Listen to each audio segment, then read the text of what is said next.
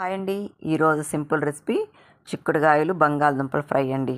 నేను ఎలా చేసుకున్నానో మీకు చూపిస్తున్నాను. మీరు ఒకసారి ట్రై చేసేయండి. నచ్చినట్లయితే ఫస్ట్ చిక్కుడుగాయలు తీసుకున్నానండి.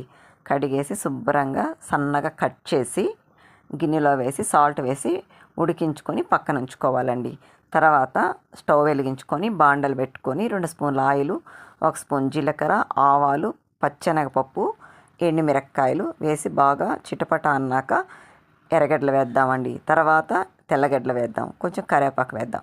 ఇవి రోస్ట్ అయ్యాక ఈ బంగాళదుంపను సన్నగా కట్ చేసుకున్నట్టు అందులో వేసి బాగా ఫ్రై చేద్దామండి. తర్వాత సాల్ట్ వేసి ఒక 2 మినిట్స్ మగ్గనిద్దాం. ఈ లోపల మనము మిక్సీలో కొబ్బరి, పచ్చిమిరపకాయలు, కొత్తిమీర వేసి గ్రైండ్ చేసి పక్కన ఉంచుకోవాలి. ఈ ఉడికించిన చిక్కుడుకాయలు ఎత్తి బాండల్లో వేసి బాగా ఫ్రై చేద్దామండి. కొంచెం పసుపు, ఉప్పు వేసి ఫ్రై చేశాక ఈ మిక్సీకి పట్టిన ఈ పేస్ట్ ఎత్తి అందులో వేసి అటు ఇటు కలిపెట్టి మూత పెట్టి ఒక 3-4 మినిట్స్ తర్వాత స్టవ్ ఆపేయడమేండి. చూడండి ఎంత సింపుల్ అయిపోయిందో. ఒకసారి ట్రై చేసేయండి ఫ్రెండ్స్. బాయ్.